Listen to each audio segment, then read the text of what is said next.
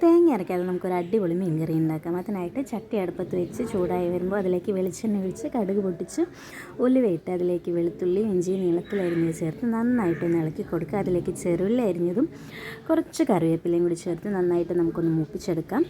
ഉള്ളി മൂത്ത് വരുമ്പോൾ അതിലേക്ക് അല്പം മഞ്ഞൾപ്പൊടിയും ആവശ്യത്തിന് മുളക് പൊടിയും ചേർത്ത് നന്നായിട്ടൊന്ന് ഇളക്കി കൊടുക്കുക.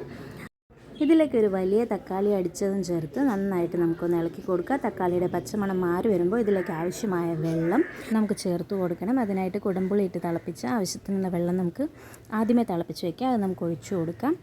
വെള്ളം തിളച്ച് വരുമ്പോൾ അതിലേക്ക് നമ്മൾ വൃത്തിയാക്കി വെച്ചിരിക്കുന്ന മീൻ കഷ്ണങ്ങളും കൂടി ഇട്ട് നന്നായിട്ടൊന്ന് വേവിച്ചെടുക്കുക. വെള്ളം ഒഴിച്ചതിന് ശേഷം നമുക്ക് ആവശ്യത്തിനുള്ള ഉപ്പും കൂടി ചേർത്തിട്ട് വേണം മൂടി വെച്ച് വേവിച്ചെടുക്കാനായിട്ട്. മീൻ വെന്ത് വരുമ്പോൾ അതിലേക്ക് നമുക്ക് അല്പം മാത്രം മതി ഉലുവാപ്പൊടി കൂടി ചേർത്ത് കൊടുക്കാം. തീ ഓഫ് ചെയ്യാം നമുക്ക്. എന്നിട്ട് ഇതിലേക്ക് പച്ച വെളിച്ചെണ്ണ കൂടി അല്പം ഒഴിച്ചു കൊടുക്കുക. മീൻ കറി റെഡി.